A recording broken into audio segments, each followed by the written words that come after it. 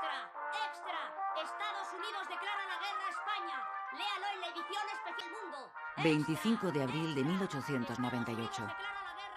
El objetivo de Estados Unidos, al declarar la guerra a España, es expulsarla de Cuba y hacerse con el control de sus colonias en el Caribe y Filipinas.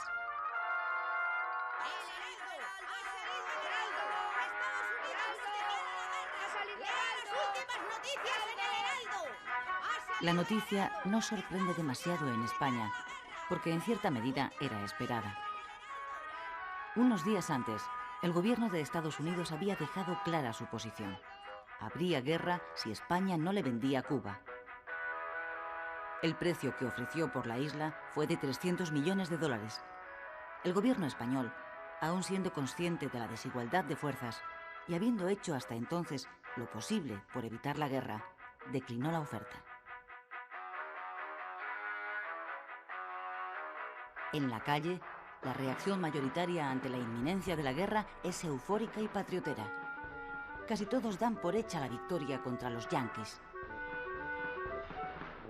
Los periódicos se llenan de dibujos satíricos donde los estadounidenses aparecen como cerdos bien cebados o habitantes de un país de tenderos y comerciantes de poca monta. El delirio colectivo se instala en el país.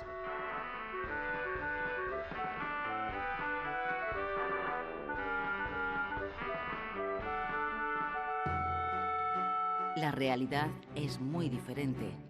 Estados Unidos, como potencia emergente que es, lleva varios años renovando su flota y construyendo acorazados como este, el Olympia, que todavía hoy se conserva atracado en Filadelfia.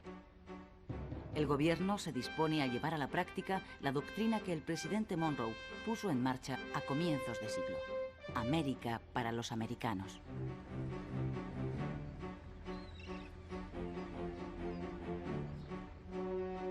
Cuba y Puerto Rico están a las puertas de Estados Unidos y al gobierno de Washington le venía molestando desde hace años atrás la presencia de una potencia extranjera cerca de sus costas. Sus intereses se vieron favorecidos a partir de 1895 con el estallido de una nueva sublevación nacionalista en Cuba.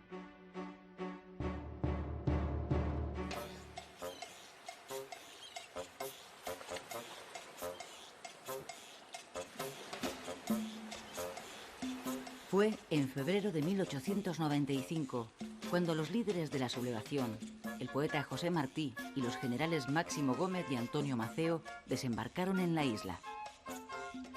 Los tres habían vivido exiliados en Estados Unidos, donde habían conseguido apoyo político y financiero.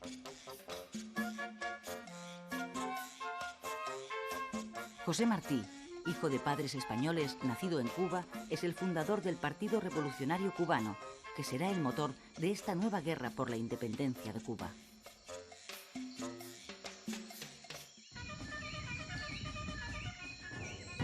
Un mes después de su desembarco, Martí moría en una de las primeras escaramuzas de su ejército contra las tropas españolas.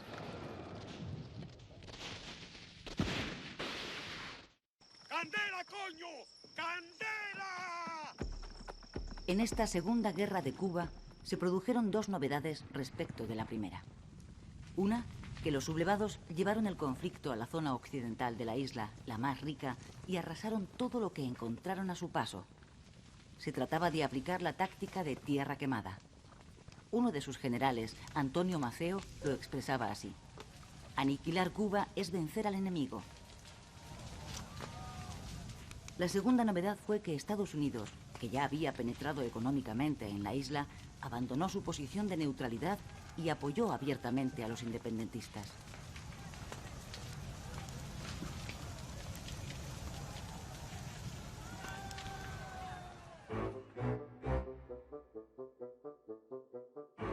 El estallido de la guerra en Cuba produjo efectos inmediatos en la política española. El primer ministro, el liberal Sagasta, presentó su dimisión. Le sustituyó una vez más Cánovas, líder del Partido Conservador. Ambos políticos estaban de acuerdo en que la autonomía de Cuba era ineludible, pero discrepaban sobre la fórmula más adecuada para ponerla en marcha. Cánovas sostenía que la paz tenía que ser previa a las reformas. Sagasta prefería comenzar por las reformas porque creía que ellas traerían la paz. En lo que sí coincidían ambos era en que había que agotar todos los recursos humanos y económicos en defensa de la colonia. Dimitido Sagasta, Cánovas nombró al general Martínez Campos, conocido como el Pacificador porque había puesto fin a la anterior guerra de Cuba, nuevo capitán general de Cuba, con el encargo de buscar la paz por la vía del pacto. Pero su estrategia de pacificación fracasó también. El proceso de independencia estaba en marcha sin freno posible. Se trataba de una guerra de guerrillas basada en los ataques por sorpresa, donde los insurrectos tenían a su favor las condiciones del clima, el conocimiento del terreno y, sobre todo, el apoyo de gran parte de la población campesina. A los pocos meses de iniciarse la sublevación, los rebeldes habían extendido la guerra por toda la isla y llegaban a las cercanías de La Habana.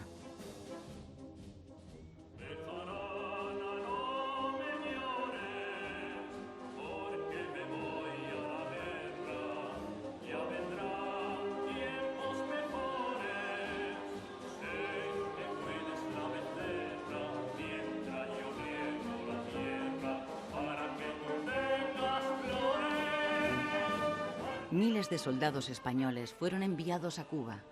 Las despedidas se convirtieron en manifestaciones de entusiasmo en medio de un clima de euforia nacionalista. Hasta 200.000 reclutas llegarían a salir de los puertos españoles con destino a la isla. Todos ellos tenían en común su origen humilde. A la guerra solo iban los pobres, los que no podían pagar los 9 euros, 1.500 pesetas de entonces, que costaba librarse del servicio militar. 50.000 de ellos morirían en Cuba.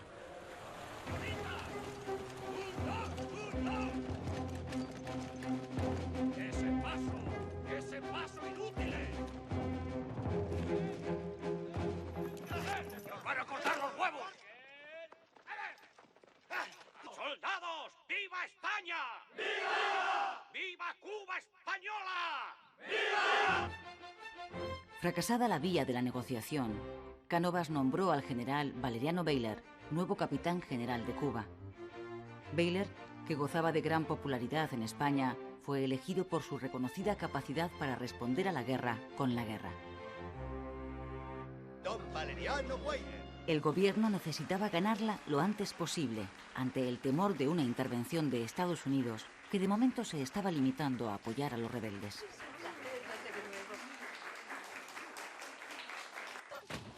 El general Bayler dio un giro radical a la estrategia mantenida hasta entonces.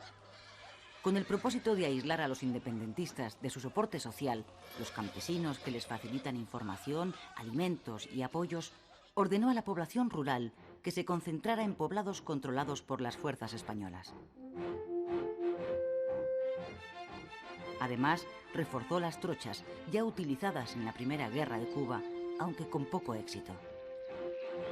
Estas son las truchas, o sea, caminos desbrozados y bordeados de fortines.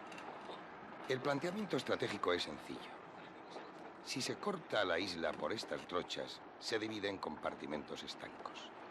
Se aíslan las rebeliones parciales y, con una fuerza reducida, se puede proceder a la limpieza de cada sector, impidiendo que entre ellos se comunique. La nueva estrategia de Bayler cambió el signo de la guerra. Después de haber ocupado prácticamente toda la isla, los insurrectos fueron reducidos de nuevo a la parte oriental. Varios de sus líderes murieron o fueron detenidos. Sin embargo, su política de concentración de la población rural, cerca de 400.000 personas, le pasó una enorme factura. La falta de alimentos y la proliferación de enfermedades causaron entre los campesinos una elevadísima mortandad. Los periódicos norteamericanos, especialmente los sensacionalistas, que ya estaban embarcados en una campaña de propaganda contra España, encontraron sus mejores argumentos en las medidas de Bayler, al que describieron como un militar sanguinario responsable de todas esas muertes y de atroces campos de concentración.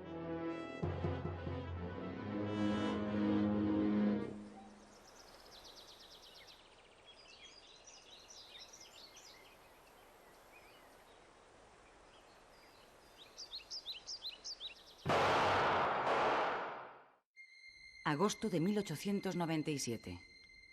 El presidente de gobierno, Cánovas, es asesinado en el balneario de Mondragón, donde veranea. El autor es un anarquista italiano que actuó solo. Todavía hoy continúa siendo un enigma quién estuvo detrás del magnicidio. Algunas fuentes dicen que fue una venganza por la ejecución, poco tiempo antes en Montjuïc, de 5 anarquistas condenados por el atentado de la procesión del Corpus en Barcelona. También se ha especulado con la posibilidad de que interviniera alguna trama con intereses en la crisis de Cuba. El asesinato de Cánovas produjo un vuelco en la situación política española. En un intento de apaciguar a los Estados Unidos, Sagasta, el nuevo presidente, destituyó a Baylor. Además, concedió a la isla una amplia autonomía. Sin embargo, tanto la guerra como la presión de Washington continuaron.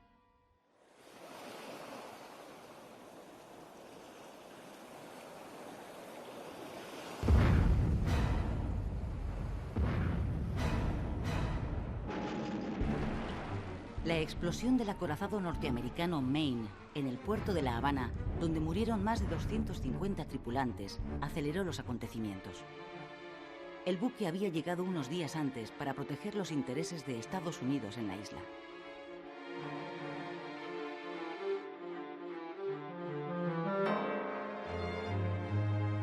Las últimas investigaciones apuntan hoy a un accidente como causa de la explosión.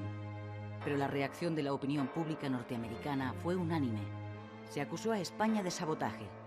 La prensa exigió represalias a su gobierno e incluso ofreció una recompensa a quien descubriera a los autores, por supuesto españoles, de la tragedia.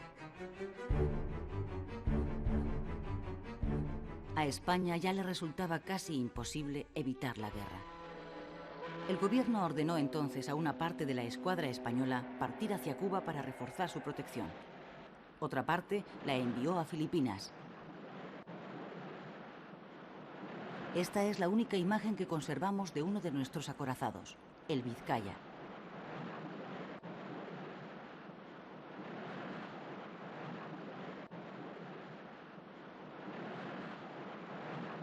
¡Extra! ¡Extra! ¡Estados Unidos declara la guerra a España! ¡Extra!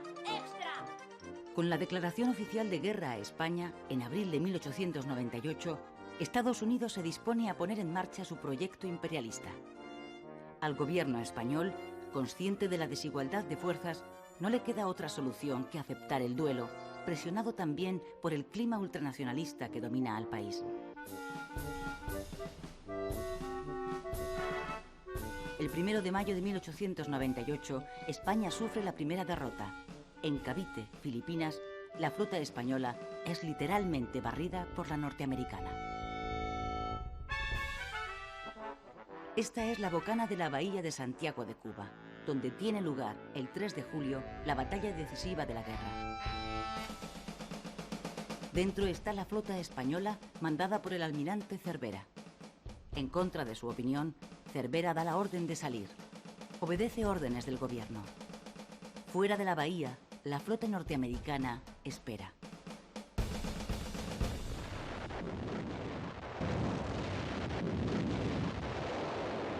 Tras 4 horas de combate, la escuadra española sufre una derrota aplastante. Sus 7 barcos son hundidos o apresados. Mueren 350 marineros españoles, norteamericanos 1.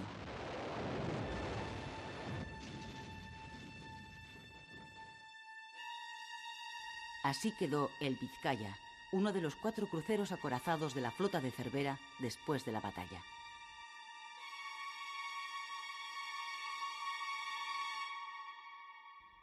Tras la derrota, el desastre se precipita.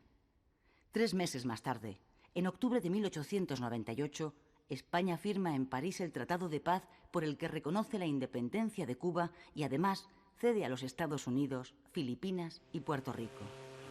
Es el fin del Imperio español y el comienzo del Imperio americano.